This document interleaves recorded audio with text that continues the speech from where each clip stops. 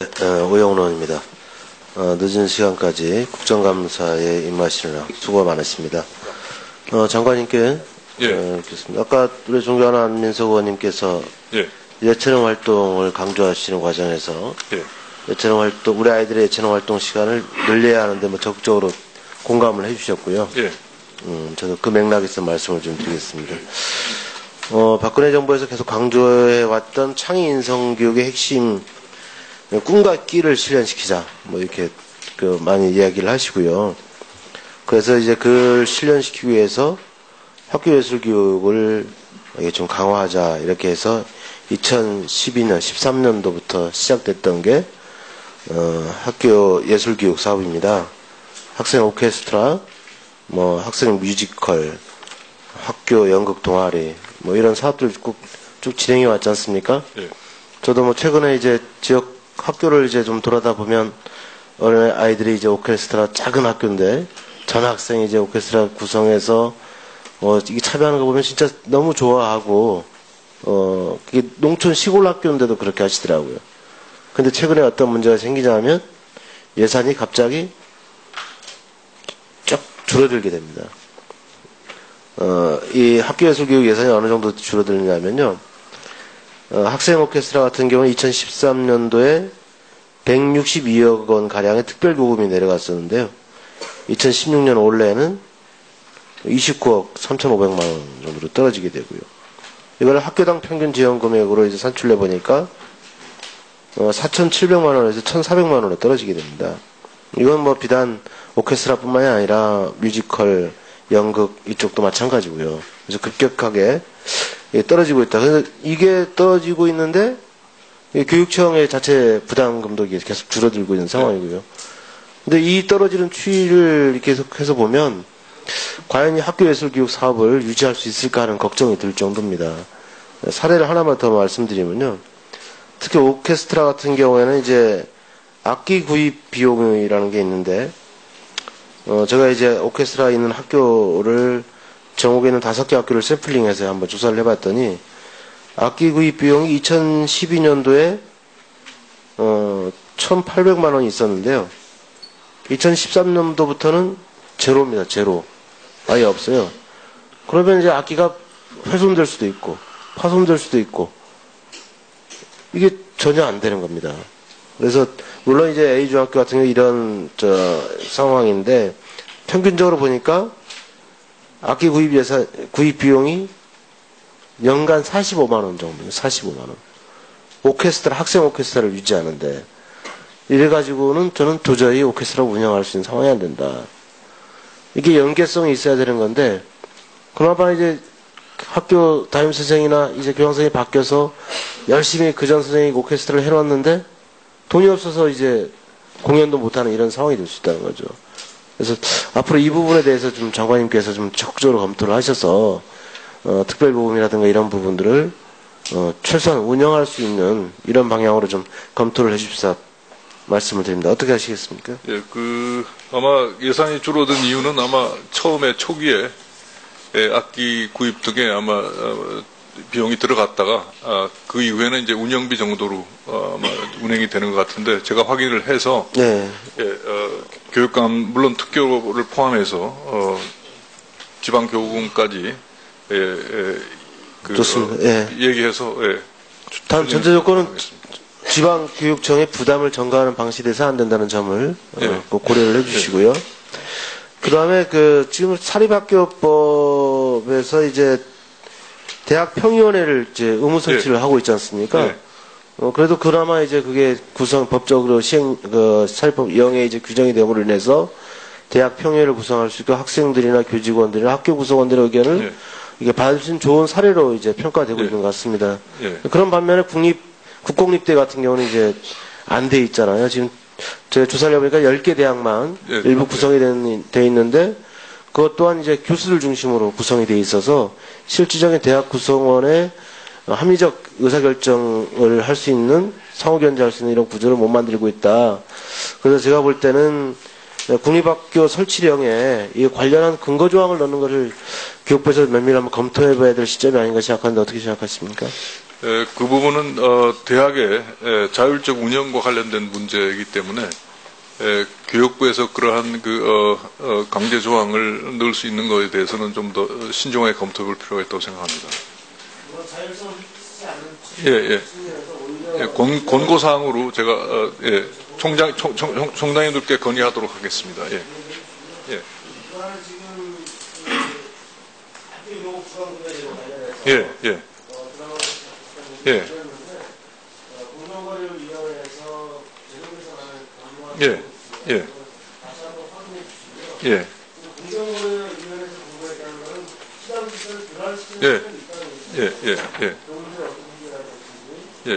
전년도에 학교교육을 계약했던 것을 신입생이 들어오는 해에 작년도에 계약이 이루어질 동안에도 우리가 상당히 많이 필요할 수 있다고 봅니다. 그건 방법을 일단 수량을 확정한 다음에 입찰을 하는 걸로 이제 방법을 거꾸로 바꿨습니다. 그래서 그 부분에 대해서 더 확인을 해 보도록 하겠습니다. 자, 수고하셨습니다. 다음은 이동섭 의원님 질의해 주시기 바랍니다. 총리님, 그 대통령, 국무총리, 부총리, 서열 3위죠. 힘 있는 부총리께 묻겠습니다. 역사교과서 국정화 정책 반대, 시국선언에 참여한 동참한 교사들, 교육부가 시도교육청에 징계를 요구했죠. 그리고 25년 이상 장기 군속사 퇴직 시 그 포상이 제외됐는데 구제 방안에 대해서 강구하겠다는데 어떻게 됐습니까? 저번 국감 때 이동석 위원님께서 질의를 하셔서 제가 그 부분에 대해서는 그 포상 규정에 징계를 요구 중인 자에 대해서는 제외하도록 되어 있는데 그 포상 규정에서 내용이 어떤 특정한 사안에 대한 징계가 요구되어 있는 사람만 따로 빼서 그 부분을 포상할 수 있도록 하는 것은 형평성이 어긋나기 때문에 실시하기가 좀 어렵다는 말씀을 드린 걸로 기억하고 있습니다. 다시 한번 얘기하는데 좀 잘 고려해서 구제될 수 있도록 노력해 주시기 바랍니다. 우리 이기동 원장님 잠깐 오셔서 명예회복 좀 하십시오.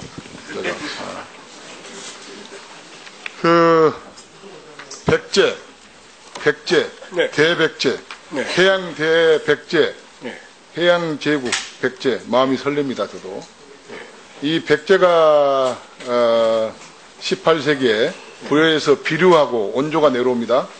우리 남에 내려와서 비류가 미추홀, 인천의 도읍을 정하고 원조가 한성 백제를 건국합니다. 두 형제가 와서 결국은 미추홀의 비류가 합쳐집니다. 그렇게 해서 미추홀은 해양 세력입니다. 해양 세력. 그리고 한성 백제는 농경 세력이고. 그래서 상당히 부강한 나라가 되는데요. 13대왕 근초고왕 때 어디로 진출하냐면 중국의 산동반도, 지금 청도 위해를 점령합니다. 그 다음에 그리고 요소가 지금 북경하고 옛날에 안시성, 그쪽을 우리가 점령합니다. 그 다음에 그 이후에 강남 황하강 이남이 강남입니다. 옛날에 촉, 오, 위, 삼국지 때 오나라 송건이 지배했던 땅 강남을 지배합니다. 그 다음에 그 이후에 우리가 일본 땅을 점령합니다. 이 대제국입니다. 해양 세력의 가장 강력한 우리 제국. 백제가 지금 없어요. 역사 교과서에. 이게 통탄한 일이에요. 그렇죠? 그래서 저는 우리 이기동 원장님이 이 백제사의 전문가라는 얘기를 듣고 제가 팁을 주는 거예요. 이번에 국정감사 집필 하실 때, 국정교육 집필 하실 때 이런 것들을 좀 넣으세요. 이 근초고왕이 얼마 정도로 힘이 좋았냐 하면 고구려를 쳐들어가 가지고 고구려 고국원왕을 죽였어요. 고구려. 그리고 왜 이렇게 해양 세력을 발돋움했냐면 위에는 고구려가 있고 우측에는 신라가 있어서 반도기 때문에 해양 기술이 발전할 수밖에 없었어요. 그래서 한중일 삼국을 오가면서 완전히 그 해상 세력 주도권하는 우리 민족의 이 대단한 그 해양 세력으로서 권위를 떨쳤던 이 백제 왕국을 지금 우리 백제 여러분들 한번 해양 제국 백제 처음 들어보셨죠? 저는 가슴이 뛰거든요. 그렇기 때문에 우리 민족 정기를 살리고 이 백제사를 제대로 복원할 의무가 있다. 그런 차원에서 한번 말씀 한번 해보세요. 예, 지금 말씀 그대로입니다, 이 의원님. 근데 아까 제가 잠깐 말씀드렸듯이 많이 하세요, 오늘. 이게 이제 소위 그 해상 또 일정한 해역을 기초로 했기 때문에 물증을 남기지 못했어요. 이건 배에 짐을 잔뜩 싣고 그냥 가는 것인데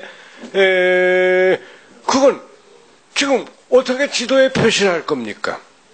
그러니까 이 고구려나 신라의 경우는 주로 지상을 이렇게 이제 농경 본이었기 때문에 지금 땅만 한 3, 4m 파면은 유물 유적이 전부 환연히 드러납니다. 근데 백제는 이게 우선 지금 이 의원님께서는 그걸 안타까워하셨지만은 물증이 없어졌어요. 바다 위에 스쳐 지나가 버린 겁니다. 또 지금 고장 남아있는 것이 뭐냐면은 흑산도 유적 정도인데 이것도 지금 고려 후기 이전 건 없어요. 흑산도는 왜 중요하냐면 영암서 지금 말씀한 그 중국의 강남, 항저우나 그쪽으로 가려면은 이 흑산도에 가서 거기서 하루 자고서 소위 동중국해에 뛰어드는 겁니다. 그러니까 그 전까지는 이 연안 항로라 연안 해역 물길에서 흑산도는 졸업을 하고 대양으로 깡충 뛰는 곳이에요. 그러니까 지금 흑산도는 좀 남아 있습니다. 근데 그것도 고려 후기 백제 시대의 것은 지금 근데 그것도 지금 발굴하고 있습니다. 거기 이제 조그만 공항을 설치하려고 제가 작년 11월 중순에 무안에 가서 그 전남도청에 있던 여성회관 거기서 흑산도의 해양 문화에 대한 그 종합 그걸 제가 기조 연설을 앞시고 작년에 하루 자고 한 적이 있습니다. 그래서 지금 이제 흑산도, 대흑산도, 서흑산도를 정밀하게 파면은 하나의 그 연결고리, 이 남중국해를 통해서 백제와 중국이 연결되던 그 하나의 거점이 확인될지도 모릅니다. 그래서 지금 우리 역사학계는 실증사학입니다. 아무리 혐의가 들어도 물증이 안 나오면은 쓰지 못해요. 예. 제가 좀 아는 거는 일본 역사 사기 있잖아요. 일본 사기 당나라 사기에 보면 어느 정도 좀 나와요. 좀 나온다고. 거기에 사기에 좀 나온다고요. 내가 문헌을 본 기억이 나요. 그래서 그 사기를 일본 석이 있잖아요. 그 다음에 당나라. 당나라 좀 사설을 좀 보셔가지고 거기에 문헌을 좀 찾으세요. 그리고 지금 해야 돼.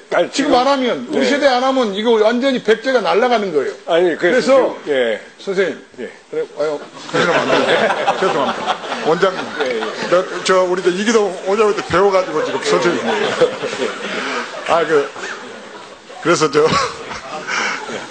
완전히 제가 지금 죄송합니다. 그런데 우리 원장님께서 역사적 사명을 띠고 있습니다. 이게요. 중요합니다. 이게 고대사에서 백제사가 가지는 중요성, 우리 민족이 해양 강국이라고, 해양 제국이라고 처음 들어보셨잖아요. 우리 처음 들어보면서 많을 거예요.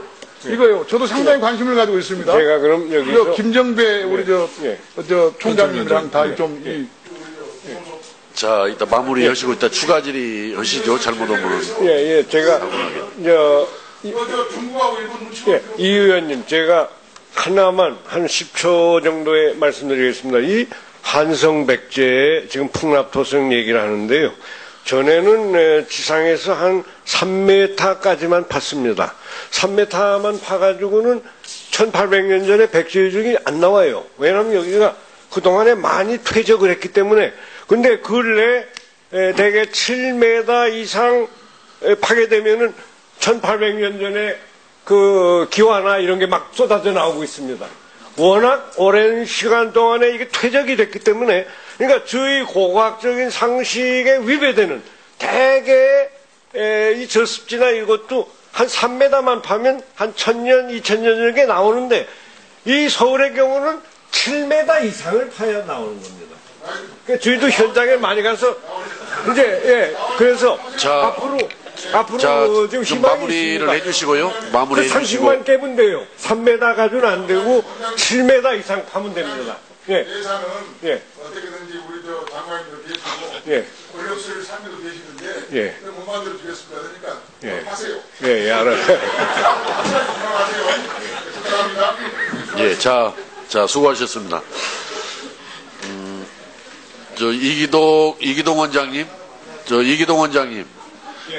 그냥 앉으신 상태로 들으세요. 그 국회에서 이 답변하실 때는 아까 그 질의답변 포함해서 뭐 7분이든 5분이든 이렇게 정해져 있거든요. 그러니까 답변을 길게 하셔버리면 질문을 못 하게 됩니다. 그래서 국회에 앞으로 오셔서 답변하실 때는 짧게 이렇게 해주시는 것이 요령 있는 답변이시고요. 또 의원은 막 이렇게 손을 들고 이렇게 이제 질의할 수 있을 수도 있는데 답변하실 때는 가급적이면 이렇게 큰 제스처는 안 쓰시고 가급적이면 좀 차분하고 진지하게 이렇게 답변하셔야지 막 손을 제스처를 이렇게 쓰시고 이렇게 하면은 어찌 보면은 좀 국회의원들을 혼돈수에 좀 밀어넣으려고 그러신 거 아닌가 하는 그런 착각을 가져올 수 있기 때문에 답변하실 때는 좀 차분하게 이렇게 해주시기 바랍니다. 예. 자, 다음은 나경원 의원님 질의해 주시기 바랍니다. 회의장 분위기가 화기애애했는데 자, 교육감 직선제 문제에 대해서 질의하겠습니다.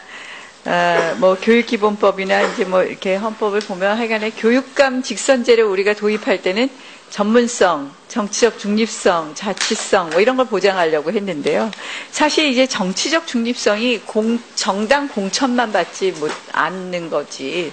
실질적으로 우리 이제 교육감 이 이력을 보면요, 대부분 뭐 특정 정당 소속이거나 아니면 정치 성향이 아주 뚜렷한 분들이 다 교육감에 계세요. 사실상 결국 교육감 선거라는 것이 실질적으로 정치적 중립성을 겉으로만 표방했지 전혀 지켜지지 못하고 있고, 또 그 직선제를 함으로써 사실상 그 정치적으로 문외한 분들이 교육감 선거를 하기도 어려운 형국입니다. 그래서 또 이렇게 해서 교육감들이 사실상 정치적 성향이 상당히 뚜렷하다 보니까 교육부하고도 마찰이 계속 있고, 또 지방자치단체장하고도 마찰이 있고, 또 그러다 보니까 뭐 파퓰리즘적인 공약이 많다 아니다 뭐 이런 얘기도 있고요. 그 이후에 또 선거 부정으로 여러 가지 또 재판을 받게 되기도 하는데, 교육감 직선제를 좀 폐지해서 두 가지라고 생각을 해요. 교육부 장관이나 지사들이 임명하는 방법이 있고요. 아니면 러닝메이트로 아예 단체장들하고 호흡을 맞춰서 선거를 하는 부분이 있는데요. 이렇게 좀 교육감 직선제를 폐지하는 거에 대해서 찬성하시는지 어떤지 간단히 좀 답변해 주십시오. 예, 우리나라의 교육 자체는 외국의 교육 자체하고 조금 모습이 다른 것 같습니다. 외국의 교육 자체는 지자체 내에 이제 교육 부분이 독립적으로 자치적으로 운영되고 있는 것 반해서 완전히 지자체하고는 독립적으로 운영되는 부분 때문에 이제 여러 가지 어려운 점이 있는 것 같습니다. 그래서 그 부분에 대해서는 충분히 여러 가지 직선제에 대한 문제점들이 지적되고 있는 부분이 있기 때문에 좀 더 심층적인 어떤 검토가 필요하다고 생각합니다. 뭐 조금 직선제 폐지할 필요도 있다 이렇게 좀 보시는 건가요? 어떤 거예요? 조금 더 생각해 보셔야 전체적인 되겠습니까? 직선제, 간선제, 임명제 이 문제뿐만 아니라 전체적인 어떤 교육의 방향을 보고 어떤 그 조직적인 문제에서부터 선출 문제까지 종합적으로 고려해야 된다는 뜻입니다. 이 부분에 대해서 한 번 더 우리가 근본적인 검토들을 한번 해봤으면 하는 그런 제안 차원에서 제가 이 말씀을 드렸습니다. 두 번째, 우리 학교 환경에 관한 말씀을 좀 드리겠습니다. 요새 미세먼지에 대해서 부모님들이 굉장히 예민해 하시는 거 아실 겁니다. 실질적으로 이제 환경부가 2014년부터 예보제를 실시하고 있었고요.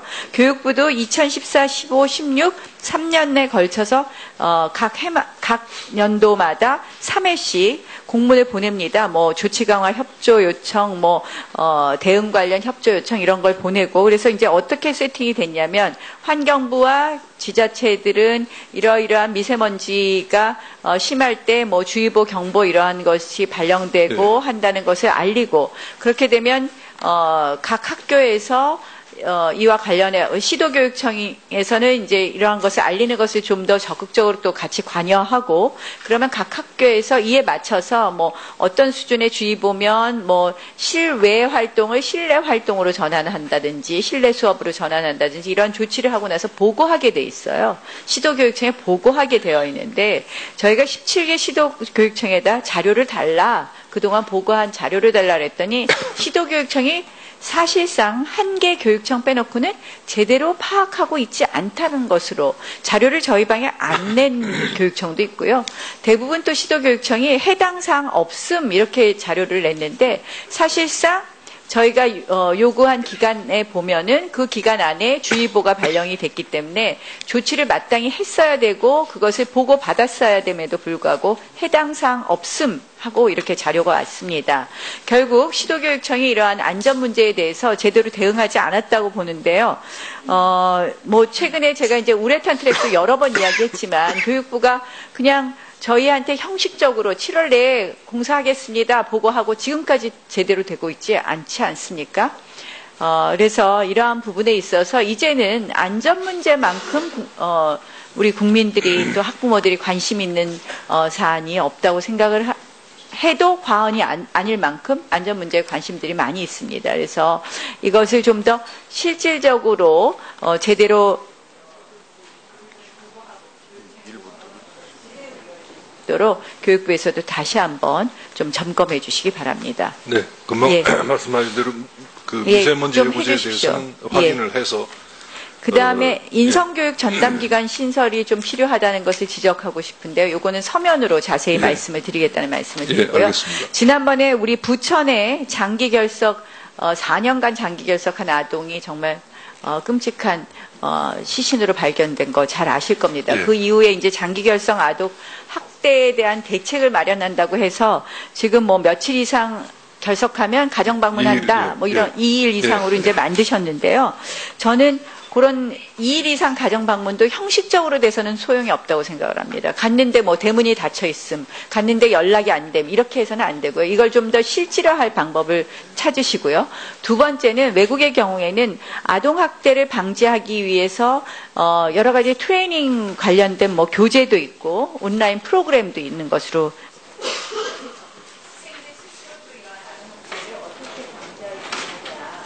이러한 것에 대한 문제점들을 알 수 있거든요. 여러 가지 좀 교재나 또 우리 교육과정에 이러한 프로그램이 필요하지 않나. 네. 예, 그 부분에 대해서는 관련되는 여러 부처가 지금 같이 시행해서 아동학대를 방지하기 위한 노력들을 지속적으로 하고 있습니다. 이 부분에 좀 더 철저하게 관리를 하도록 하겠습니다. 예, 수고하셨습니다. 다음은 유은혜 위원님 질의해 주시기 바랍니다. 예, 장관님. 예. 그 교육부에서 국립대 경영평가 진행하고 계시죠? 어디? 국립대 병원. 국립대. 예. 예. 그 경영평가를 도입한 이후에 서울대병원이 어떻게 바뀌었는지 제가 지금 오늘 말씀을 드리고자 합니다. 예. 2013년에 화면 좀 봐주세요. 비상 경영을 이제 서울대병원에서 선포하면서 예산을 절감하라고 요구를 합니다. 화면에 보시면 2013년 서울대병원 비상 경영 실무대책 워크숍 자료입니다. 거기에 보시면 비처방성 물품의 적극적 절감을 공통전략 1로 해서 강조하고 있고요. 다소 과격한 절약 집행이 필요한 시점, 그리고 비수가 물품을 수가 물품으로 교체, 저단가 물품으로 교체, 이런 말 보이시죠? 보이시죠? 지금? 예. 네. 보고 있습니다. 각 부서별로 이렇게 이제 절감하라고 하면서 그 결과 어떻게 되냐면 환자에게 직접 활용되는 의료용품이 정말 저가 물품으로 질이 좋지 않은 것으로 바뀌게 되는 걸 제가 오늘 가지고 나왔습니다. 한번 보시라고. 이 조금 진한색 장갑이 비상경영 선포 전에 100% 사용했습니다. 이 장갑을. 이게 환자들을 직접 그러니까 의사나 간호사가 이거를 끼고 이제 환자들 돌보기 때문에 흡착력이 좋아야 되고 잘 찢어지지 않아야 되는데 이게 단가가 120원인데요. 이게 단가가 85원입니다. 비상경영 선포하면서 이걸로 바뀌었습니다. 이거는 보시면 또 얇고 하기 때문에 더 잘 찢어지는 그런 장갑이고요. 주사기인데요. 주사기는 이렇게 눈금이 잘 보이지 않습니다. 그리고 겉에 이런 플라스틱이 깨지거나 이런 걸 붙여놨다가 떼면은 다 눈금이나 이런 게 없어지기 때문에 분별할 수가 없는 이런 값싼 주사기로 바뀌고 있고, 사실은 이게 제일 심각한데요. 목 부위에 기관절 개관을 한 이제 환자들에게 사용하는 흡인용 튜브입니다. 그런데 이거는 이 증상이 심해지면은 목 기관 일부를 아예 절개해서 이 관을 삽입하게 되는데요. 그러니까 당연히 멸균된 라텍스 이거를 사용해야 되는데 이게 단가가 330원. 비상경영 선포 후에 이걸로 바뀌었습니다. PVC 튜브. 이거는 297원이라고 합니다. 이것을 사용해서 환자 목에서 피가 나거나 상처가 생기고 감염으로 번지는 상황이 생기니까 현장에서 굉장히 반발이 커졌어요. 그래서 이 흡입용 튜브는 지금은 많이 이것으로 다시 교체가 됐다고는 하지만 대학병원이 이렇게 바뀌고 있다는 겁니다. 비상경영 선포하면서 서울대병원이. 장관님, 이렇게 해서 서울대병원이 2013년 9월부터 12월까지 4개월 동안 얼마를 더 벌었는지 아십니까? 162억 원의 추가 수익이 발생했습니다. 이 지금 제가 가지고 나온 이런 거즈, 이런 붕대, 소독제 이런 거 있지 않습니까? 밴드. 이거를 하나같이 다 이제 수가를 매겨서 환자에게 부담을 하는 겁니다. 의료 영리화의 길로 가는 거죠. 환자에게 국민의 건강, 생명을 담보로 해서 돈벌이로 가고 있는 거고요. 그런데 이것에 대해서 2015년 교육부는 뭐라고 했냐면 국립대 경영평가에서 서울대병원에 대해서 성과 중심의 평가 및 승진 제도를 도입하고 부서별 차등 성과 제도를 운영하는 등 성과주의 조직문화 기반을 조성하기 위한 노력은 긍정적으로 평가된다. 이렇게 평가를 했습니다. 장관님, 이거는 좀 아니지 않습니까? 이런 식으로 해서 그것도 국립대 병원, 서울대 병원이 이런 식으로 한다는 거는 정말 국민들이 보면 정말 충격받고 놀랄 일입니다. 그래서 여기 지금 제가 서명용지 전달해 드리려고 가지고 왔는데요. 5,600명 국립대 병원 성과급제 전면 재검토 반대하고 의견 전달하는 그런 서명용지인데 경영평가 지표 좀 재검토해 주시고 공공성을 가진 병원 운영이 될 수 있도록 그렇게 교육부가 좀 도와주시기를 요청드립니다. 그렇게 해주시겠습니까? 예, 그 부분은 저희가 서울대학교 병원의 경영 상황이 상당히 어렵다는 것을 제가 알고 있기 때문에 아마 그런 조치까지 이루어진 것으로 알고 있습니다. 경영 상황이 아무리 어려워도 이런 식으로 환자들에게 이런 거 가지고서 환자들 건강을 담보로 합니까? 그러니까 아마 그 의사들이 그런 것들에 대한 꼭 가격만이 아니라 의료상의 어떤 그 적절성에 대한 판단을 하고 썼을 거라고 저는 생각합니다만 어쨌든 의원님께서 지적하신 부분에 대해서 확인을 하고 알겠습니다. 지금 현장에서 일하는 간호사들, 의사들은 이 문제에 대해서 굉장히 심각하게 생각하고 있고요. 환자들이 그래서 병원에서 노조가 파업해도 웬만하면 환자들이 파업에 반대할 텐데 다 동의해주고 있습니다. 왜냐하면 그 직접적 피해들이 환자 당사자에게 오기 때문입니다. 그 현장의 심각성을 좀 이렇게 절실하게 좀 받아들여 주시고 이 문제에 대해서 확실하게 좀 확인하고 그 조치를 확인해 보겠습니다. 취해 주시길 요청드리고요. 그 교육부 장관님께서 직접 관장하는 국립학교 학교 비정규직 있지 않습니까? 539명밖에 되지 않는데요. 여기에 국립학교의 비정규직들이 공립학교 비정규직보다 더 열악합니다. 상황이. 지금 2016년부터 적용되고 있는 명절 상여금 연 70만 원 이제 인상하고 영양사 면허 가산 수당이 41개 국립학교에서 아직 시행되고 있지 않습니다. 그것도 알고 계시죠? 2017년 예산안에는 명절 상여금은 반영이 됐지만 2012년 소득 적용을 할 수 있을지 아직 결정이 안 됐고요. 영양사 면허 가산 수당 예산 아직 책정되지 않은 것도 알고 계실 겁니다. 그리고 1년 이상 상시 지속 근무자 무기계약 전환해야 되는데 국립학교 무기계약 전환율은 14.7%에 불과합니다. 그리고 장관님께서 국립학교에 대해서는 좀 적극적인 의지를 가지고 처우 개선해 주시기를 요청드리고요. 영양사 면허 가산수당 계산이 지난 2016년도에 월 83,500원 지금 시도교육청에서 집행되고 있는데 이게 고정된 금액이 아니라는 것도 알고 계시죠? 기본급의 5%가 기준이었습니다, 당시에. 그런데 지금 계속 83,500원으로 그렇게 지급하려고 하고 있기 때문에 기본급 5%라는 것을 좀 분명히 해주시고 면허가산수당 계산 그렇게 될 수 있도록 조치를 좀 취해주시기 바랍니다. 실질적으로 16년에는, 그러니까 올해에는 반영되지 않았던 국립학교 회계 직원의 명절 상여금을 17년 정부 예산안에 반영을 해놨습니다. 그리고 이와 관련해서 기재부나 노조와의 단체 협약에서 통해서 지급될 수 있도록 하겠습니다. 그리고 명절 상여금을 포함해서 영양사 면허 허가수당, 그다음에 기본급 및 장기 근무 가산금, 인상분, 그다음에 급식비 등 총 9억 4,900만 원의 예산이 책정이 되어 있다는 말씀 드리겠습니다.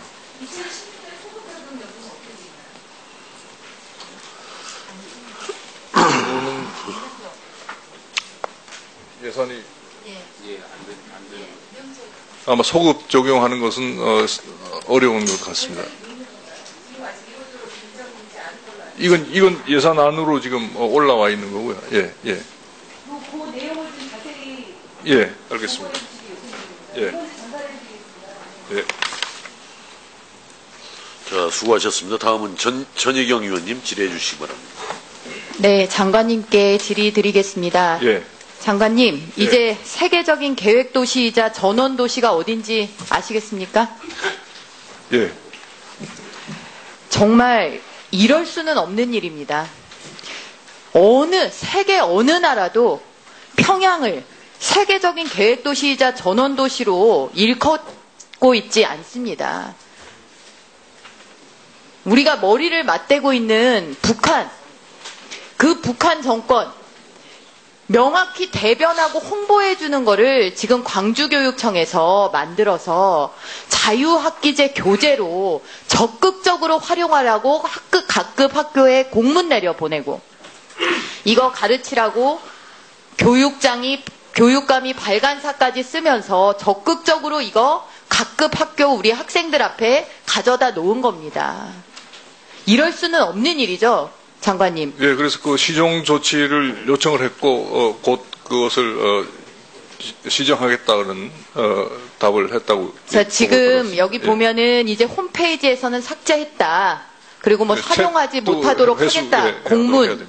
아니요, 회수했다는 말은 없습니다. 그래서 제가 장관님께 꼭 드리고 싶은 말씀이 그겁니다. 지금 보면 경기도, 광주, 전북, 또 서울 이렇게 교육청에서 만들어내는 이런 자료, 도서, 교과서 이런 이름을 단 자료들의 실태가 이렇다는 것입니다. 그래서 이런 것들을 만들어내는 행위, 이런 것들을 학교에 전달하는 행위, 아예 원천적으로 못할 수 있는 교육부의 제도 정비가 필요합니다. 이렇게 하지 않으면 우리가 애써서 학교라는 곳을 만들어 놓고 우리 아이들을 그 공간에 몰아넣을 이유가 없는 것입니다. 여기 온갖 좋은 말은 다 있습니다. 민주, 통일, 평화, 시민. 그런데 이런 교재로 배우면 가짜 통일, 가짜 평화, 가짜 인권, 가짜 시민이 되는 것입니다. 우리 아이들이. 이런 데서부터 우리 아이들을 지켜주는 것이 저는 우리 교육, 그리고 우리 어른들의 가장 기본적인 책무라고 생각을 합니다. 그래서 이런 것에 대한 전수조사와 더불어서 지금 현재 지적된 사항에 관여한 사람들에 대한 고발이나 문책, 그리고 필요하다면 교육부에서 이 전수조사를 위한 감사, 이런 것들 모든 조치를 다해서 이거는 다시는 우리 학생들 앞에 이런 자료들이 눈에 띄지 않도록 조치해 주시길 바랍니다. 그렇게 해주시겠습니까? 네, 그렇게 하겠습니다. 예. 네. 그리고 짧게 그 담임 교체에 대해서 하나만 질의를 더 드리도록 하겠습니다. 자, 장관님, 예. 우리 학생들이 담임 선생님에 대해서 영향을 참 많이 받습니다. 네, 그렇습니다. 아무래도 네. 지속적으로 대면하면서 뭐 생활 지도도 받고 하기 때문인데요. 지금 자료를 보면 연평균 5,553개 학급의 담임이 교체되는 것으로 조사가 되고 있습니다. 전국 학급의 4.6%에 해당됩니다. 이게 지방으로 내려갈수록 교체율이 더 심각해서 경남 10.1%, 충북 7.8%, 전북 7.1%, 그나마 서울, 대구, 광주 같은 대도시권역은 조금 나은 편입니다. 보니까 정교사에서 기간제 교사로 담임이 교체되는 경우가 또 많습니다. 그리고 교체 사유를 보면 육아휴직, 우리 여교사 비율이 아무래도 높다 보니까 육아휴직으로 인해서 담임이 교체되는 경우가 많다고 합니다. 그리고 평균 2회 이상 담임이 교체되는 학급도 연평균 400여 곳에 달한다고 합니다. 이렇게 되면 교실의 아무래도 정서적 안정이나 그리고 교육의 연속성은 흐트러질 수밖에 없습니다. 이게 일선 교사들의 어떤 근무 이 사이클이나 이런 것들하고도 밀접하게 관계가 있을 것인데 이런 담임 교체를 자신의 편의를 위해서 혹은 제도를 악용하는 그런 분들도 계신다라는 이야기를 들었습니다. 그래서 이런 학생들이 이 담임 교체에 대한 피해를 입지 않도록 담임 교체율을 낮게 하는 그런 제도적 방안을 강구해 주시기를 부탁드립니다.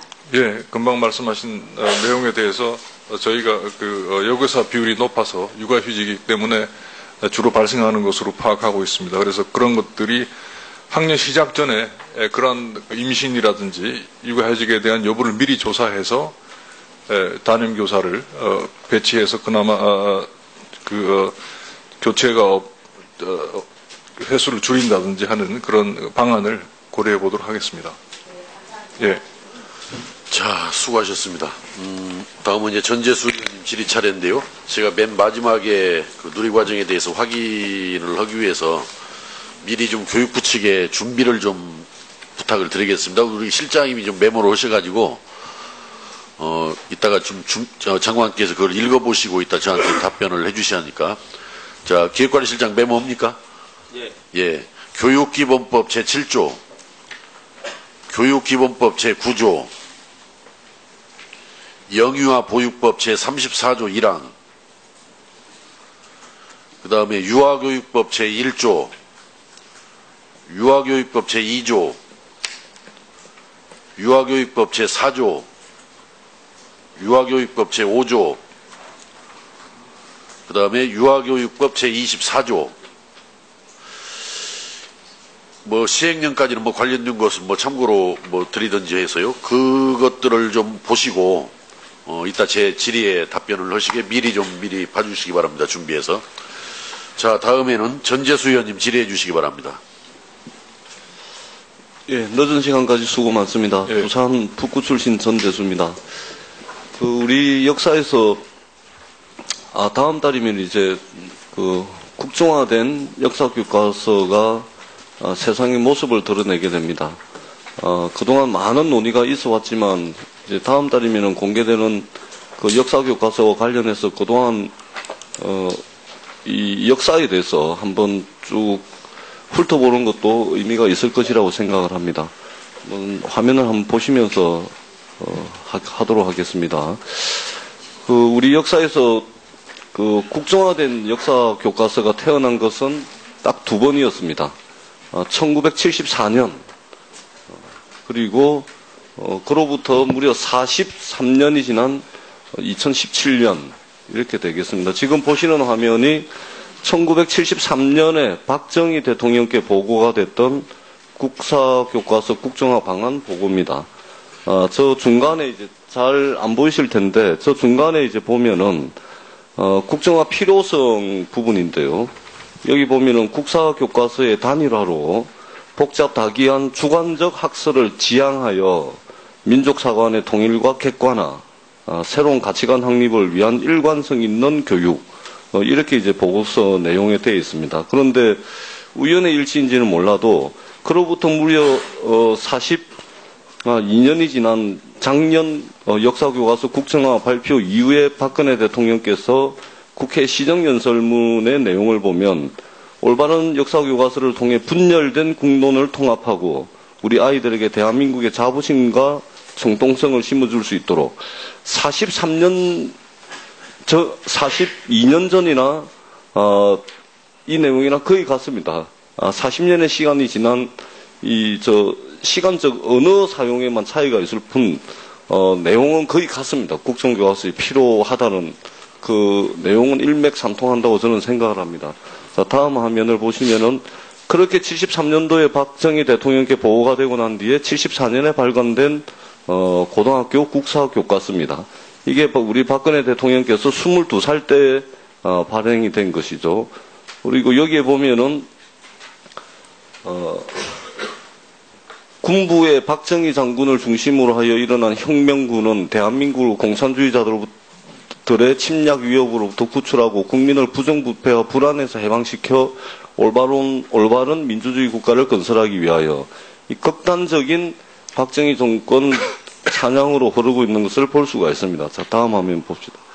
그러고 난 뒤에 이 1992년 국사교과서가 이제 박정희 대통령 서거 이후에 74년도에 발간됐던 국사교과서의 내용이 서서히 이제 이 극단적인 찬양 내용이 서서히 없어지면서 92년도에 5.16이 이제 국사교과서의 5.16 군사정변 쿠데타로 공식적으로 명명이 됩니다. 이것이 박근혜 대통령께서 40살 되던 때입니다.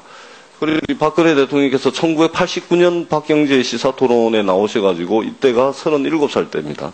자, 5.16이 말하자면 구국의 혁명이었다고 저는 그렇게 믿고 매도당하고 있던 유신, 제가 중요하게 생각하는 것은 그런 왜곡된 역사를 바로잡는 일이고 부모님에 대해서 잘못된 것을 하나라도 바로잡는 것이 자식된 도리가 아니겠는가 싶어가지고 이렇게 됩니다. 이러한 과정을 거쳐서 2011년 5월 뉴라이터 토론회를 보면은 토론의 결론은 이렇습니다. 첫 번째, 자신들 방식의 우리들 방식의 교과서를 만들자. 두 번째, 교과서 검증위원회 구성원을 교체하자. 이러한 결론을 내는데, 근데 이 두 대책에 대해서 이 토론회에서 결론을 내린 것은 뭐냐면 맨파워 이 두 대책을 하기에는 맨파워 확보의 곤란성 때문에 실천 가능성이 희박해진다. 한국 근현대사 학자들을 단기간에 많이 양성한다는 것은 결코 쉬운 일이 아니다라는 결론을 내립니다. 그래서 스스로 인정을 하는 것이죠. 이 단기간 내에 자기들 입맛에 맞는 역사 해석을 하는 근현대사 학자들을 양성하기가 어렵다라고 뉴라이트 토론에서 스스로 이제 인정을 하는 것이죠. 그렇게 해서 무리하게 2013년 8월 달에 교학서 교과서를 발간을 합니다. 스스로 맨파워가 부족하다는 것을 알면서도 낸 교과서가 어떻겠습니까? 현장에서 채택률 제로라는 불명예를 안고 현장에서 퇴출이 됩니다. 그때 교학사 교과서가 얼마나 많은 문제가 있었는지는 우리 국민들이 너무나 잘 알고 있습니다. 포털 사이트에서 그냥 내용 뺏겨가지고 집어넣은 것들이 상당도 발견이 돼요. 그리고 그 다음 화면을 보시면 이제 최초로 아직 그 지필진 심의진을 우리 교육부에서 공개를 하고 있지 않은데 그동안 공개된 두 분, 이화여대 신영식 명예교수 그리고 이기동 우리 원장님 두 분인데 신영식 명예교수는 여기자 성추행으로 사퇴를 했죠, 중간에. 근데 이분께서 나오셔서 하신 말씀이 뭐냐면 역사 교과서와 관련해가지고 역사 교육을 통해서 강력한 국가의식이 가장 중요한 것이다. 이렇게 말씀을 하십니다. 그리고 이기동 원장님께서는 현대사가 항쟁사 위주로 운동권 연표식으로 기술이 되면은 결국 우리 아이들 반항심 고취하는 거 아닌가. 이렇게 이제 평가를 하십니다. 강력한 국가의식. 아이들을 반항심 고치 이렇게 생각하시는 분들이 지금 역사교과서를 집필을 하고 있고 심의를 하고 있다고 생각을 합니다. 어떻게 해서 21세기 이 문명화된 이 대한민국의 강력한 국가의식보다 저는 더 중요한 것이 자유롭고 민주적이고 창의적인 시민들의 나라 그리고 이러한 시민들로 건강한 국가의식이라고 저는 생각을 하는데 이것은 역사 해석과 기술의 다양성이 보장될 때만이 가능하다고 저는 생각을 합니다. 마지막으로 다음 페이지입니다. 이러한 좋은 과정들을 거쳐서 역사 강사 중에 유명하신 분이도 심우용 씨가 이렇게 우려를 합니다. 5.16 쿠데타나 10월 유신에 대해 변명적으로 이야기하는 부분, 그 다음에 부득이 했다거나, 그리고 경제개발 5개년 계획 같은 이야기를 몇 번이나 같은 문장으로 반복해서 박정희에 대한 극단적 미화가 고등학교 국사 교과서에 훨씬 더 그대로 적용될 것 같아 우려스럽다. 이런 이제 우려를 하고 있습니다. 이 우려가 저만의 우려가 아닐 거라고 생각을 합니다. 그리고 여기서 이제 제가 박근혜 대통령의 나이를 22살부터 40 뭐 이렇게 쭉 했는데요. 이 역사교과서는 제가 볼 때는 개인적으로 역사교과서를 국정화하는 것은 대통령의 개인사, 대통령의 가족사 복원을 위한 역사교과서 국정화라고 저는 생각을 합니다. 가족사와 개인사는 그것으로 가족이 개인이 풀면 되는 것이지 국가 권력을 이용해가지고 역사교과서를 국정화하는 것은 저는 온당치 못하다고 생각을 합니다. 이것은 대통령 개인의 민원입니다. 개인적으로 푸시면 되고 21세기의 다양성이 전제되는 그런 역사교육을 다시 한번 촉구드리는 바랍니다. 예, 수고하셨습니다. 답변 괜찮고, 예. 자, 다음에는 조은현 위원님 질의해 주시기 바랍니다. 네, 수고 많으십니다. 교권 침해와 관련해 부총리께 질의하겠습니다. 네, 2009년부터 2015년까지 교육부에 신고된 교권 침해 건수만 3만여 건에 이르며 2015년 총 발행 건수는 3,458건으로 2009년 1,570건에 비해 2배 넘게 증가하였습니다. 특히 학생에 의한 교사 성희롱과 학부모에 의한 교권 침해는 같은 기간에 비해 각각 약 5배, 10배 넘게 증가하였습니다. 스승의 그림자도 밟지 않는다는 말은 더 이상 우리 교단에서 찾기 힘든 게 현실입니다. 교권 침해가 건들지 않고 오히려 증가하고 있는 원인은 무엇이라고 생각하십니까?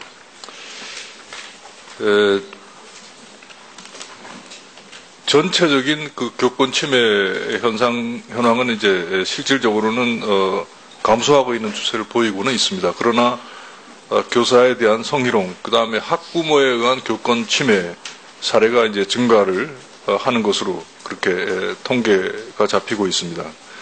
그래서 이제 학생에 의한 교사 성희롱이 중고등학교에 집중되고 있고, 이런 것들은 이제 그 핸드폰 보급이 보편화되고 SNS를 활용한 성희롱 피해가 증가하는 것으로 그렇게 알고 있습니다. 그래서 이러한 것들이 학부모에 의한 교권 침해가 자녀에 대한 지나친 관심이 왜곡돼서 나타나는 부분이라고 생각이 됩니다. 그래서 이런 것들이 기본적으로 저희가 이제 제도적인 장치는 마련하고는 있습니다만은 이러한 그 교권과 관련된 뭐 법령도 개정하고 그다음에 교원 치유센터도 설치를 해서 노력은 합니다만은 그러한 그 제도적인 어떤 그 개선보다는 기본적으로 스승을 존중하는 그러한 그 문화를 더욱더 이전과 같이 확대해 나가는 그런 노력이 필요하다고 생각합니다.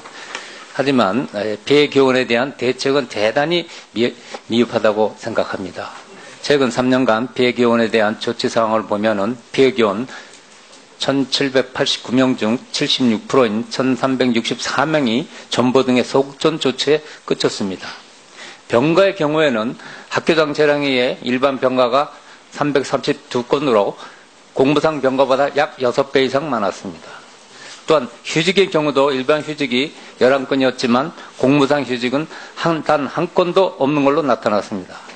현장에 계신 선생님들과 들어보면 경력과 호봉, 봉급이 인정되는 공무상 병가나 휴가를 내고 싶어도 공무연금관리공단에 공무상 여부를 확인해야 하는 등 절차가 복잡하고 시간이 오래 걸려서 대부분 일반 병가나 휴직을 낸다고 합니다. 교권 침해를 당한 경우에는 이러한 설치를 간소화하고 공무상 병가나 휴직을 보다 쉽게 인정받아야 하는데 관계기관과 적극 협의해 나가실 생각은 없으십니까? 예, 지금 말씀하신 그런 내용에 대해서 아마 일부 제도에 대해서 잘 알지 못하기 때문에 사용 비율이 낮게 나타난 것으로 보입니다. 그래서 이런 부분에 대해서 향후 제도에 대해서 시도교육청 및 교원치유센터를 통해서 모든 교원을 통해서 대상으로 안내하고 관련 기관과 협의해서 제도를 보완해 나가도록 하겠습니다. 부당한 폭행이나 협박같이 큰 피해가 당할 경우에는 고소, 고발 등 형사처벌을 진행하는 경우는 3년간 약 20건으로 극히 적었습니다. 선생으로서 학생과 학부모를 상대로 법적 다툼을 해야 한다는 부담감 때문에 적극적인 대응이 힘드는 걸로 생각이 됩니다. 따라서 곡견 침해를 당했을 경우 신고와 심리치료, 법적인 조력 등 원스톱으로 처리하고 도와줄 수 있는 가칭, 교권 피해 지원센터를 적극적으로 확대 설치하는 방안을 포함해 교육부와 교육청 차원에서 법적, 행정적인 지원이 필요하다고 생각하는데 이에 대해 총리님의 경례는 어떻게 생각하십니까? 예, 지금 현재 그 교원 치유 지원센터가 시범적으로 4곳에서 설치돼서 운영이 되고 있습니다. 이것을 내년에는 17개 시도에 모두 설치하게 되어 있고 그러한 센터를 통해서 금방 조은현 의원님께서 말씀하신 그러한 사업들을 추진해 나갈 수 있도록 하겠습니다. 네 곳이 아니라 예. 좀 더 많이 예. 넓혔으면 좋겠습니다. 예, 알겠습니다. 자신이 가르치는 제자나 학부모에게 피해를 당한 교사는 심리적 충격은 이루 말할 수 없이 클 것입니다. 교육부는 피해 교원들에 대한 적절한 심리치료, 공부산 휴직이나 병기 절차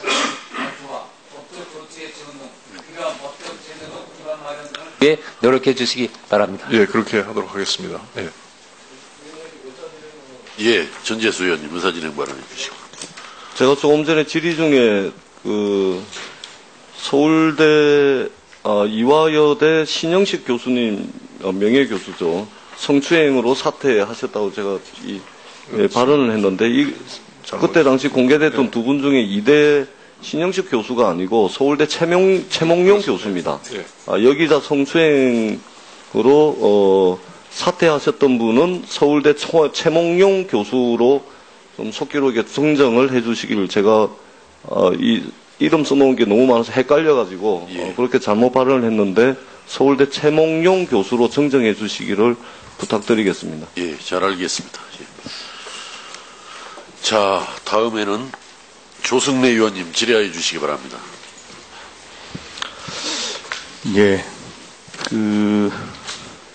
장관께서는 예. 공무원들의 퇴직 이후에 취업 제한에 대해서 뭐 일정 정도 좀 타당성이 있다라고 보시죠?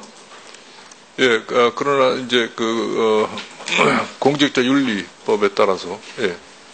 시행하고 있습니다. 그래서 어쨌든 밀접히 관계가 있는 예. 분야는 이제 재취업을 좀 제한하는 취지에 예. 대해서 동감하시는 거 아니겠어요? 예. 예. 그래서 제가 지난번 시도교육청 국정감사 과정에서 시도교육청의 퇴직자들이 시도의 사립학교의 교장이나 학교 법인에 취업하는 거에 대해서 제가 문제 제기를 좀 한 바 있습니다. 예. 근데 이 부분은 법적인 약간의 미비죠. 그래서 법적인 제한은 없습니다. 법적인 제한은 없지만 교육부 공무원들이 대학교에 취업 제한하는 것과 좀 비슷한 것으로 우리가 구분을 할 수 있을 것 같아요. 그래서 그 부분에 대해서는 그렇게 혹시 의견이 어떠신지 여쭙고 싶고요.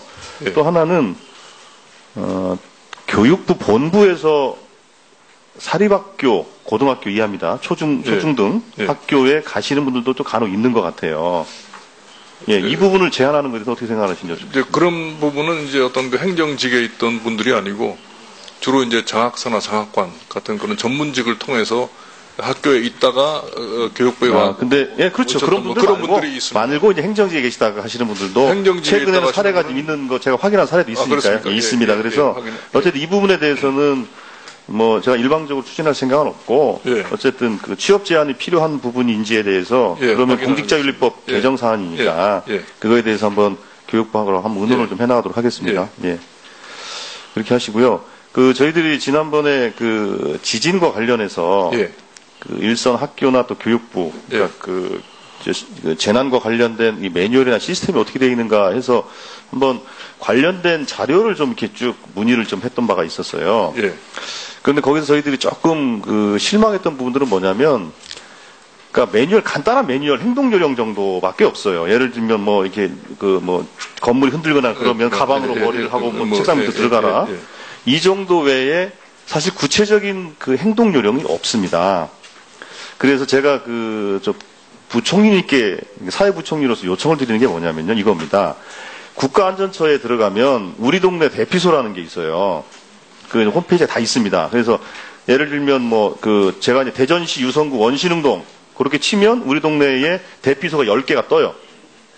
즉 이 말씀 뭐냐면 시도교육청과 협업을 하시고 그 행자부나 안전처와 협업을 하셔가지고 우리 동네 그 대피소 정보에 대해서 학교를 통해서 아이들한테 좀 숙지를 시켜주시고 예, 알겠습니다. 또 그거를 가정통신문으로 가정에도 좀 전파해 주시는 그런 좀 역할을 좀 부탁을 드리겠습니다. 예, 알겠습니다. 그리고 그 방과후학교와 관련해서 방과후학교가 각 학부모들로부터 상당히 그 좋은 평가를 좀 받아왔는데 최근에는 좀 약간 이 민간 위탁이 전면화되면서 우려들이 또 좀 쌓이고 있는 게 사실인 것 같습니다. 알고 있습니다. 예를 들면 그 교육의 질은 좀 저하되고 있고 거기에 참여하고 있는 그 업자들도 단가 문제로 좀 힘들어하고 강사들도 그렇고 그래서 사실은 다들 좀 이렇게 좀 불만족스러운 분위기가 좀 형성이 되는 것 같습니다. 이것에 대해서 강사나 그 업체분들은 최저 입찰가의 문제로 본다 이렇게 얘기를 하는 겁니다. 그래서 이 부분에 대해서는 서로 만족할 만한 방과학교 시행 방법에 대해서 한번 제도 설계를 좀 다시 해보는 게 필요해 보입니다. 동의하십니까? 시도교육청과 협의를 하도록 하겠습니다. 그래서 제가 다음 달에 이 방과학교 관련해서 한번 토론회를 할 생각인데요. 한번 교육부에서 적극 좀 협조를 부탁드리겠습니다. 그리고 그 마지막으로 그 산학협력단에 대해서 좀 말씀을 드리고 싶은데요. 이게 산학협력단이 법에 의해서 지정된 지 벌써 4, 5년 좀 돼가는 것 같은데 그 해마다 이 산학협력단에 대해서 교육부가 감사를 또 하고 있고 그 감사 결과를 보면 실제로 인건비, 연구비에 대한 부적정 집행 건수가 오히려 줄어야 되는 그냥 느는 추세예요. 특히 2015년 44건은 엄청나게 많은 건수가 적발이 됐단 말입니다. 그래서 이제는 이게 산학협력단이 산촉법에 의해서 설치가 되고, 그러니까 고등교육법이나 이걸 통해서 산학협력단하고 이게 규율이 잘 안 돼요. 그러니까 학교 안에서는 물론 총장이 산학협력단의 책임은 지고 있지만, 법적인 그 지위가 다르기 때문에 사실은 문제가 있습니다. 학교마다 조금 다릅니다. 다르긴 하지만 그런 부분이 있어서 제가 보기에는 이 부분에 대해서는 근본적으로 산학협력단과 관련된 그 모델들을 좀 만들 필요가 있어 보이고 그거는 특히 이제 어쨌든 대학 당국, 특히 총장의 책임, 학교 당국의 책임을 분명히 하는 거에 대해서 조금 조치가 필요해 보이고요. 이런 걸 하려면 어떤 조치가 또 필요하냐면 지난번에 그 동북아 역사재단 그 지도, 동북아 역사 지도와 관련해서 말씀을 드렸지만 실제로 산학협력단이 이러저러한 인건비, 연구비에 대한 부적정 처리라든지 아니면 소위 어찌 보면 사기에 해당하는 정도의 그 연구 실적을 못 맞추는 경우도 많거든요. 근데 그럼에도 불구하고 그냥 그 건에 대해서만 그냥 배척되고 말지 부정당 업체로 지정이 돼서 상당한 기간 동안 여러 기관을 통해서 제재를 받지 못하는 상황이 생겨요. 그러다 보니까 사실은 벌이 너무 적기 때문에 산학협력단이 조심을 안 한 측면이 있는 겁니다. 그래서 그런 부분에 대해서 이거에 대해서 검토를 해주셔서 그렇게 하겠습니다. 수고하셨습니다. 다음에는 강길부 의원님 질의해 주시기 바랍니다.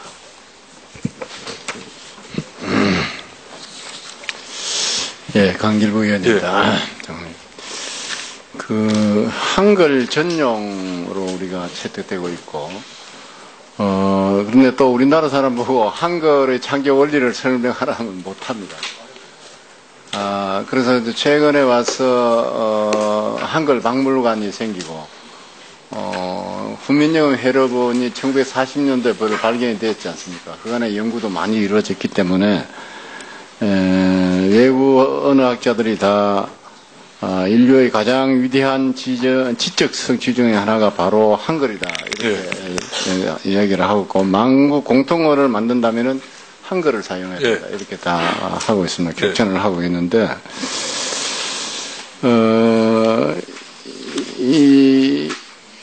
우리가 지금과 같은 과학 시대에는 이렇게 한글이 가장 과학적으로 만들어져 있다는 것이거든요. 그런 그 과학적 사고를 심어주기 위해서라도 가르칠 때 훈민정음 해례본의 당법에 의해서 가르치면은 아주 쉽게 이렇게 가르칠 수 있다.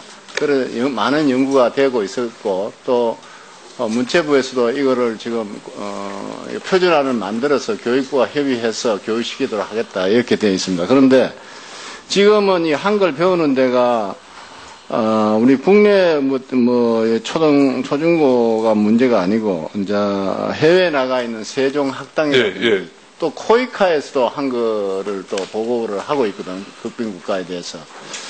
이래 세계화, 산업화 이런 단계에 와 있기 때문에 한글은 한글대로 가르치는 방법을 개선하면서 또 우리 지금 한자도 우리 한국어의 일종이기 때문에 이 한자도 우리가 좀 생각해야 되지 않을까 그렇게 생각을 합니다. 그래서 이거 어디가 뿌렸나? 지금 이래 보면 한글은 한국어 약 70%가 한자어이고 전문어의 경우에는 90% 이상이 한자어입니다. 전문 용어는. 그래서 한글로만 표기했을 때 이해하는데 어려움이 있고 개념에 혼란이 올 수도 있습니다. 인정하시죠? 예. 예. 그래서 한글이 우리의 표음 문자라고 한다면은 한자는 우리의 표의 문자라고도 할 수 있고 따라서 한자를 아는 것은 표음 문자인 한글을 표의적인 측면에서 보완해 주는 것이라고도 얘기할 수 있겠습니다. 그리고 동북아 국가들인 중국, 일본, 그리고 우리 한국이 한자 문화권에 속해 있기 때문에 북한도 초중등 교육에서 한자 2000자를 교육하고 있고 맞죠? 예. 예. 현재 우리 중고등학교에서 하고 있는 이 우리 한문 교육은 선택 과목으로 되어 있습니까? 예, 그런 걸로 알고 있습니다. 예. 그래서 언어나 문자 교육은 초등학교 이하의 연령대에서 이루어지는 것이 가장 효과적인 것은 교육학자가 앞으로 다 이야기하고 있거든요. 우리의 선대에 있는 한글 안 가르칠 때는 전부 다 한문을 그때 그 나이 때 다 가르쳤거든요. 그런 측면에서 이제 초등학교에서 한자를 배우지 않으면은 중학교에 가서 낯선 한문의 선택을 기피하게 되고 이런 고등학교에도 연쇄적으로 영향을 준다 하는 이런 얘기가 많이 있습니다. 그래서 한자 교육을 찬성하는 여론조사 결과도 국립국어원에서 2010년 조사했는데 초등학교 한자 교육을 80% 2% 이상이 한국교육과정평가원에서는 교사의 77.3%, 학부모 89.2%, 그건 전체적으로 한 83% 이상이 이렇게 찬성을 하고 있는 통계가 있습니다. 그래서 이 한글을 더욱 발전시키기 위해서는 한글 전용만이 최선은 아니고 초등학교 때부터 기본 한자 400, 500자 정도를 필수로 가르치는 교육이 때문에 필요하다고 생각합니다. 그래서 이 2015년 개정 교육 과정에 초등학교 한자 교육을 실시하는 방안을 교육부가 적극 추진해야 한다고 보는데 교육부의 방안은 어떻습니까? 예, 사실 지금 2015 개정 교육 과정을 발표할 당시에 한자와 관련된 그 정책 연구를 추진하겠다고 밝힌 바가 있고, 따라서 현재 초등학교 5, 6학년을 대상으로 하는 했을 때 적합한 한자와 그 다음에 표기 방법에 대한 연구가 거의 다 끝나가는 그런 상황입니다. 예를 들어서 지금 현재 5, 6학년 수준의 적합한 한자가 약 300자 정도, 한자 300자 정도를 추출하고 그 다음에 그것들을 이제 교과서에 병기를 하느냐, 하단에 줄을 달아서 표시하느냐, 이런 여러 가지 방안들이 논의가 되고 있기 때문에 이게 11월 중에 아마 공식적으로 연구가 끝나서 발표가 되면 공론화를 해서 의견 수렴을 해서 확정 짓도록 그렇게 하겠습니다.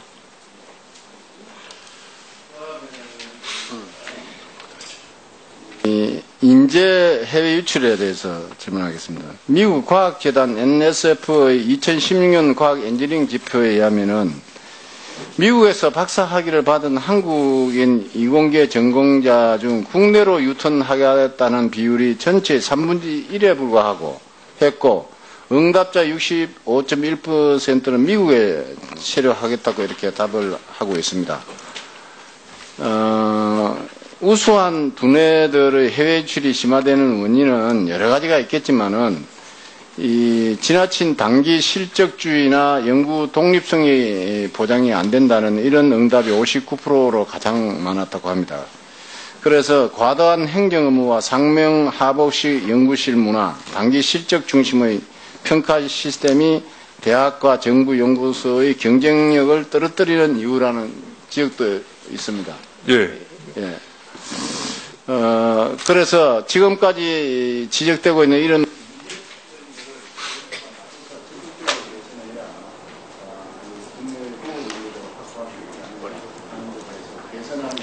네, 우선 연구와 관련해서는 이제 저희가 교육부에서 한물 파기 연구 사업이라고 해서 최소한 10년 이상 한 연구를 수행할 수 있는 연구비 시스템을 저희가 새로 추진을 하기로 돼 있습니다. 그리고 안정적으로 국내에서 그러니까 연구를 진행할 수 있도록 그런 방안을 마련하고 있습니다.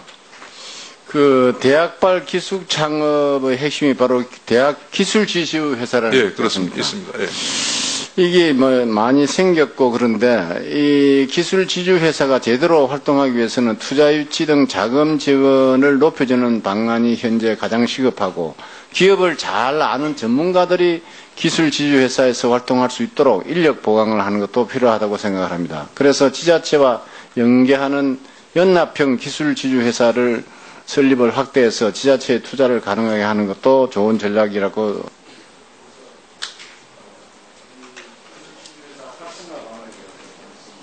예, 금방 지적하신 대로 이제 어떤 소규모 단위 대학에서 기술 지주 회사를 운영할 수 있는 여력이 사실상 초기 투자가 많이 필요하기 때문에 전문성 있는 인력을 확보하기 위해서는 예산이 상당히 문제가 되고 있습니다. 그래서 인근의 여러 대학, 그다음에 관련되는 미래부나 산업부의 어떤 여러 가지 센터들과 연합해서 기술 지주회사를 설립하는 그런 것들을 장려하고 있고, 그리고 기술 지주회사의 투자와 관련한 여러 가지 그동안에 규제들이 있어 왔는데 그런 것들도 많이 완화하는 등 방안을 마련해서 추진하고 있습니다.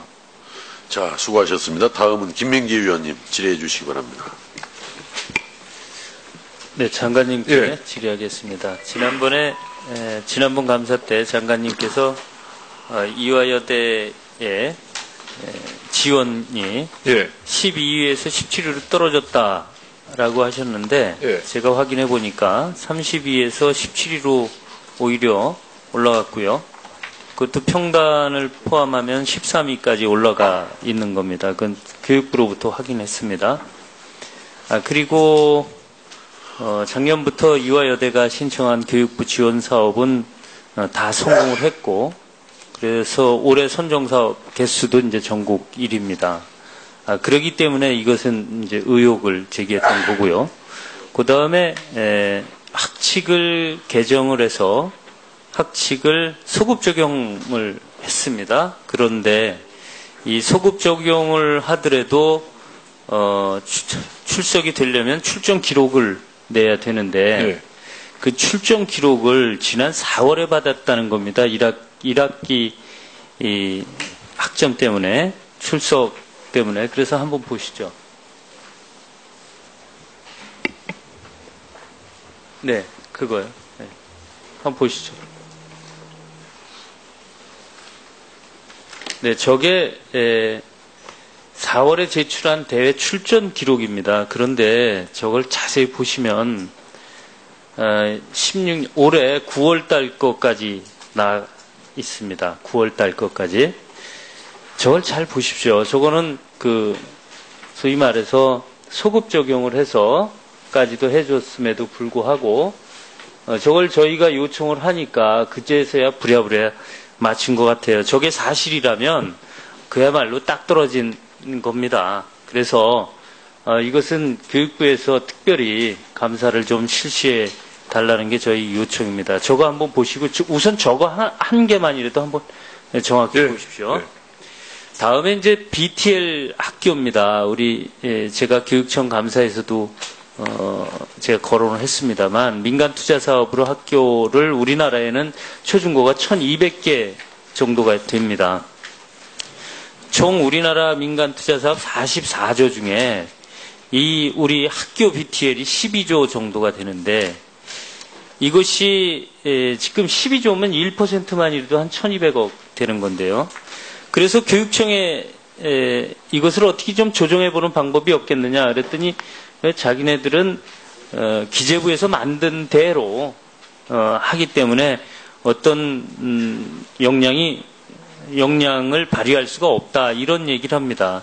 즉 왜 이러냐면은 지금 현재 초저금리임에도 불구하고 5, 6%의 수익률을 지급하는 곳이 있고 또 4%, 3%대도 있습니다. 이것이 왜 그러냐면 금리가 떨어지고 제반 외부 요인이 바뀌었을 때에 신속성 있게 이 협약이 움직이지 않는다는 데 있어요. 왜 그러냐면 그게 기재부에서는 이걸 5년에 한 번씩 협약을 재협약 수준이 아니라 재계약 정도의 수준으로 놓고 있단 말이죠. 그런데 기재부의 입장에서는 처음에 됐으니까 그냥 놔두고 있고 교육부의 입장이나 교육청의 입장은 애초에 된 대로 해서 그냥 가던 대로 협약에 있는 대로 들어가고 있습니다. 다른 민간 투자 사업은요, 도로, 철도, 터널 이런 것들은요, 이 자구 노력을 해서 재구조화를 하느냐고 뼈를 깎고 있습니다. 근데 이렇게 큰 규모의 민투 사업이 지금 가만히 있는 것 같아요. 그래서 교육부에서는 무슨 뾰족한 수를 찾아보라는 것은 아닙니다. 교육부에서는 이 문제에 대해서 앞으로도 15년에서 20년 정도가 남아있는 사업들이거든요. 지금은 이제 안 하고 있기 때문에요. 이것을 교육부에서는 정말로 전문가를 통해서 이것이 어느 정도로 바꿀 수 있는가 이런 것도 검토해 보시고 기재부와 좀 협력을 했으면 좋겠습니다. 그것을 제안 드립니다. 다음 제가 지난번에 강사 직종, 학교의 강사 직종 고용 안정에 대해서 말씀을 드렸어요. 강사 대책팀을 설치했는데 아무 대책도 없이 그냥 해산이 된 적이 있거든요. 그래서 이 종합대책을 다시 마련해야 된다고 질의했어요. 그래서 그렇게 검토해 보겠다고 말씀을 하셨는데 오늘 후속 조치 현황 보고에는 그 조치가 없어요. 그 내용에서 대해서도 그 현황에는 모든 것이 다 포함되어 있는 내용은 아니기 때문에 금방 김민기 의원님 말씀하신 내용은 별도로 조치 사항에 대해서 보고를 드리도록 하겠습니다. 예. 자, 수고하셨습니다. 다음은 송기석 간사님. 예. 섬에서 근무하던 여교사가 주민으로부터 폭행을 당한 불행한 사건이 있었죠. 그게 어제 징역 12년부터 18년까지 이렇게 선고됐습니다. 근데 거기에 대해서 이제 안전대책 중에 여러 CCTV 설치도 있고, 그 중에 스마트워치, 원래 이게 작동하면 경찰관 등 지정한 세 분한테 이렇게 알려주잖아요. 근데 초기부터 이게 신상 정보를 등록 해야 된다는 점이라든가, 그다음에 분실시 변상 문제 이런 것 때문에 좀 실효성이 떨어진 거 아니냐, 이제 그런 의문이 있었습니다. 화면 보시죠. 실제 이 조사를 그때 해보니까 보급을 희망하는 분이 한 25% 정도밖에 되지 않습니다. 제주나 부산에서는 이렇게 한 명도 없고요. 그리고 예산 사용하는 내역 보니까 실제로 그 대부분 통신비로 이렇게 사용하고 있습니다. 근데 활용 다음 화면요. 활용 현황은 전무합니다. 오히려 실적이 없었다는 게 오히려 다행스러운 일이긴 합니다. 그렇지만 전체적으로 봐서는 이게 실효성이 좀 떨어진 거 아니냐. 좀 근본적으로 좀 대책을 세워야 되지 않겠습니까? 어떻습니까? 실제로 이제 스마트워치의 전체적인 그 사용률은 25%이지만 금방 여기 나와 있는 것 중에서 이제 육지에 있는 쪽에서는 아무래도 그 지원이 적어서 그렇고 실질적으로 도서 지역인 경우는 지금 44%가 스마트 보급을 희망을 한 바가 있습니다. 그래서 그 외에 이제 꼭 스마트워치뿐만 아니라 저희가 강구한 것들이 이제 잠금 장치를 다 전수 예, 그렇습니다. 도서백제 법무하면 대부분 다 잠금 장치를 원하죠. 이 보완적으로 추진이 됐기 때문에 아마 실제로 여교사들이 이제 스마트워치를 사용할 때 아까 말씀하신 대로 어떤 그 개인적인 어떤 그 위치나 신상이 노출될 위험이 있다는 우려 때문에 아마 네, 좀 더 보완 대책을 강구해 주시기 바랍니다. 그 학교 용지 부담금 개인 환급금 국비 보전 관련돼서는 전에 김시현 의원님도 지적하고 오늘 이종우 의원님도 지적을 했습니다. 정부 법무공단의 이 상담 의뢰했다는 그 결과를 제가 쭉 검토해 보니까 참 이것은 거의 그 결론을 짜맞추기입니다. 왜냐하면 기본적으로 정부가 부담해야 된다는 것을 개인이 부담했고 그거에 대해서 다시 반환해 준다는 거거든요. 그 산출할 때 근거가 잘못됐다고 해서 그때 그 금액만 해주면 다 마무리된다. 이건 아무리 생각해도 맞지 않는 것 같습니다. 그래서 다시 한번 좀 재검토가 필요한 거 아닌가 좀 그렇게 생각합니다. 그리고 우리 이제 누리과정 관련돼서 올해부터 공립유치원 담임 수당이 좀 늘죠. 사립유치원은 11만 그대로고요. 그리고 교사 인건비도 공립유치원은 3% 느는데 사립은 그대로입니다. 그리고 지원단가도 지금 사립유치원은 23년도 이후에 계속 그렇게 동결되고 있습니다. 그래서 공립과 사립의 차이는 있지만 기본적으로 이렇게 유아교육에 있어서는 어느 정도 평등한 측면이 있어야 되지 않겠습니까? 그동안에 좀 약속한 것도 있고 그래서 인상을 좀 검토해야 되지 않나 싶은데요. 어떻습니까? 그런 차별 차이가 가능한 한 줄어들 수 있도록 저희가 노력을 하겠습니다만은 이게 재정 소요 문제고 이게 지방도 사무가 돼서 하여튼 뭐 교육청과 하여튼 최대한 협의를 해 나가겠습니다. 네, 그렇게 해주시기 바랍니다. 시도교육청 감사 기간에 아마 보고를 하셨을 텐데 사학비리 관련돼서 우리 초중고 관련돼서 사학에 있어서 우리 중등교육부 63조에 따른 시행령 근거가 아직 갖춰져 있지 않았습니다. 그것 때문에 행정처분, 그러니까 비리사학에 대한 행정처분의 그 실효성 확보가 어려운 것 같습니다. 그래서 물론 교육부 답변도 이해합니다. 학교 배치 문제 때문에 학생이 피해를 볼 수 있다는 점 100번 이해를 합니다. 그렇지만 좀 특정 지역에 보면 그런 비리사학에 대해서 이게 실효성이 없는 것 같습니다. 이게 도대체 시정 조치를 제대로 이행 안 하고 있거든요. 그래서 그런 점에서 시행령을 꼭 조속히 보완이 돼야 될 것 같습니다. 좀 도와드리도록 하겠습니다. 네. 다음에 학교 안전법 관련돼서 안전교육 이수율이 너무 낮습니다. 전국 평균 보면 38.8% 아니겠습니까? 그래서 좀 교육부에서 좀 더 독려하고 관리 감독도 강화해야 되고요. 제가 또 지적했다시피 안전 매뉴얼 이 부분도 좀 보완했으면 합니다. 샌드위치 패널 관련돼서는 물론 이제 계획에 따라서 해소하겠다고 하는데요. 지금 문제가 이제 장기적으로 보면 한 10년 정도, 10년 이내에 상당 부분 이제 해소될 수 있는 상황입니다. 그렇지만 그 중에 정말 좀 위험한 게 아직 그 해소 기간 중에 고정식 소방시설이 꼭 필요합니다. 대부분 그 사용되는 거 보면 교사나 급식소, 체육관, 기숙사, 강당 이렇게 사용하고 있거든요. 적어도 고정식 소방시설은 꼭 해야 될 것 같습니다. 다음에 그 시도교육감님들한테도 강조했지만 지금 그 어린 학생들의 흡연 문제, 그다음에 성문란 이런 보건교육 정말 중요합니다. 근데 그 보건교육이 제대로 이루어지지 않고 있습니다. 그래서 학교 보건법에 의해서 거의 강제적으로 지금 실시해야 되는데 물론 시수 조정 때문에 어려운 점 저도 이제 설명을 들었는데요. 그렇지만 그 보건교육을 아무리 강조해도 지나치지가 않은 것 같습니다. 맞습니다. 꼭 시수 조정을 해서라도 좀 미실시 학교라든가 50% 가까이 교과서조차 없다든가 이런 그 고시나 정책을 좀 정밀 검토해서 시급하게 시행돼야 될 것 같습니다. 자, 수고하셨습니다. 다음은 염동열 간사님 마지막 보충 질의 해주시기 바랍니다. 부총리님, 전국의 폐교가 아직까지 많이 있죠. 예, 많이 있습니다. 예. 이제 소학교 통합으로 해서 더 늘어날 추세인가요? 예, 앞으로 늘어났으면 늘어날지 새로 줄어들지는 않을 것 같습니다. 예. 그렇죠. 제가 도표 한번 보시겠습니다. 전체 지금 폐교가 3,678개 학교인데 매각된 것이 2,328개가 되고요. 예. 이제 보유하고 있는 게 1,350. 이건 이제 임대 준 거죠. 그래서 뭐 교육, 사회복지, 문화, 공동체육, 소득증대 이렇게 활용하고 있고요.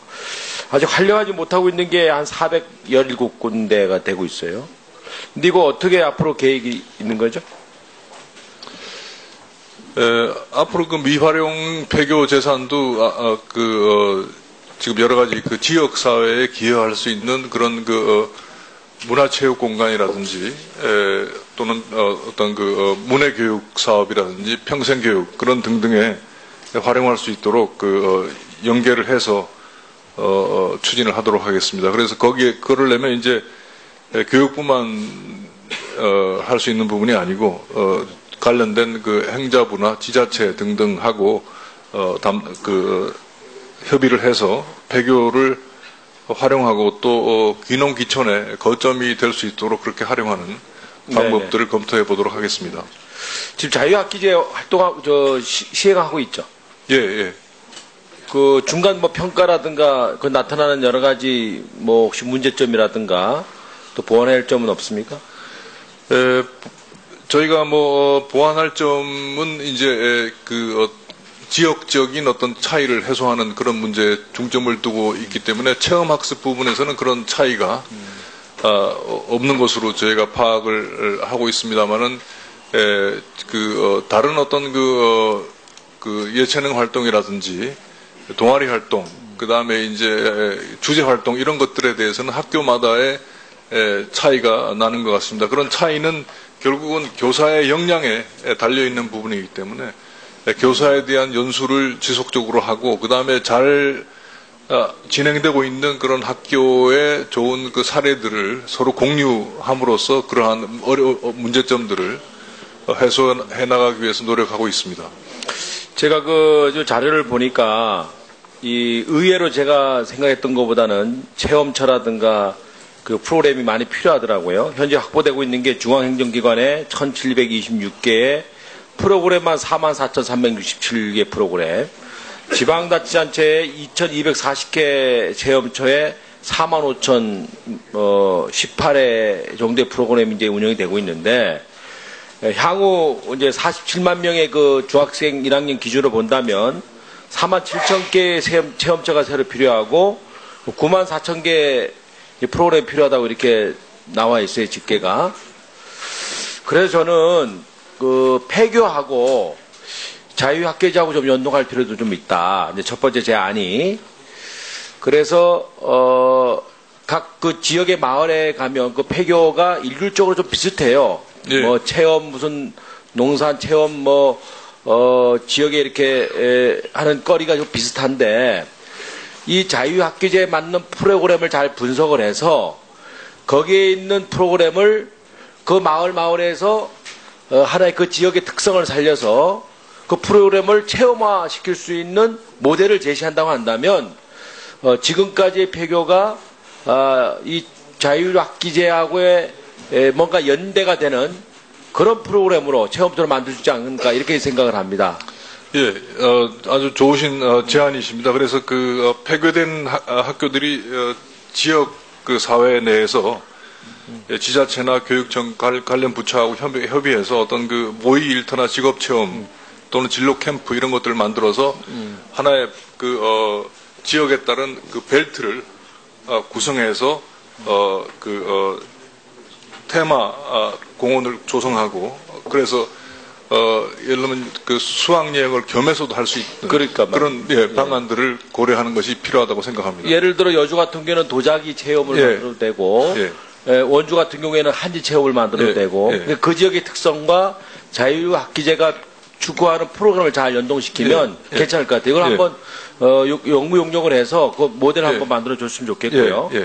두 번째로 이 폐교가 대부분 좋은 위치에 굉장히 시설이 좋습니다. 1분 더. 잘 가꿔줘서 정원처럼 되어 있기 때문에 저는 그 수도권에 있는 이제 공공기관, 그렇지 않으면 초중고, 그렇지 않으면 단체, 이런 데하고 그 폐교하고 연계를 시켜서 그 폐교를 활용할 수 있게끔, 그래서 캠프도 가고, 그 공공기관이나 그 단체가 그 폐교 몇 개를 관리하면서 그걸 활용할 수 있는 이런 길을 열으면 저 상생한다 이렇게 좀 보는 거예요. 예, 예. 어떻게 생각하십니까? 예, 아주 좋으신 제안이라고 생각합니다. 그런 그렇게 방향에 대해서 예. 교육청하고 협의를 하고 예산 배정에 대한 것도 논의를 해보도록 하겠습니다. 그래서 그런 것들을 전부 다 프로모션 시켜서 예. 공공기관이나 단체한테 실질적으로 안내를 해주게 되면 예. 저는 얼마든지 사용할 수 있는 그런 기관이나 단체가 나온다고 봅니다. 예. 네. 예, 추진하도록 하겠습니다. 예, 예, 수고하셨습니다. 이렇게 해서 보충 질의가 다 마무리가 됐습니다. 뭐 보충 질의 과정이 5분이었습니다만은 경우에 따라서는 1분 또는 한 2분 정도를 추가로 드리기도 했습니다. 그래서 이렇게 질의를 종결하기 전에 제가 한 가지만 확인을 하고 질의를 종결할까 합니다. 예. 예, 서면 질의로 하시기로 했답니다. 예. 예, 예. 예. 제가 뭐 사실은 위원장석에서 질의성 이렇게 발언을 하다 보면은 사실은 동료 위원님들한테 좀 따가운 이렇게 눈총도 받습니다만은 이건 너무 중요한 문제이기 때문에 제가 그럼에도 불구하고 좀 확인을 하지 않을 수가 없다라고 생각합니다. 정책은 선택의 문제입니다. 뭐 선택할 수도 있고 선택하지 않을 수도 있고 또 다른 정책을 선택할 수도 있고, 그러나 법률의 해석을 기반으로 온 어떤 적용 집행은 선택의 여지가 없는 겁니다. 그 법률의 해석 결과는 유일한 것이고 그 유일한 그 법률을 바탕으로 해서 적용을 하고 집행을 해나가는 것이 법률의 문제라고 생각합니다. 특히 이 법률의 문제를 잘못 해석해서 잘못 적용하고 잘못 집행을 하다 보면은 이것은 국민들 간의 합의를 깨는, 우리 민주국가를 유지하기 위한 대단히 그 중요한 요소이기 때문에 제가 거듭해서 이 문제에 대해서 질의를 드리게 됩니다. 장관님, 교육기본법 지금 가지고 계시죠? 예, 가지고 있습니다. 혹시라도 첫날 국정감사 받으시고 오늘까지 뭐 교육기본법이나 유아교육법이나 이런 거 한번 읽어보신 적 있나요? 예, 관련되는 것들을 제가 확인을 했습니다. 아, 다 읽어보셨나요? 예. 예. 그럼 좋습니다. 제가 지금부터 확인을 드릴게요. 예. 교육기본법 제9조 보시죠. 9조 1항.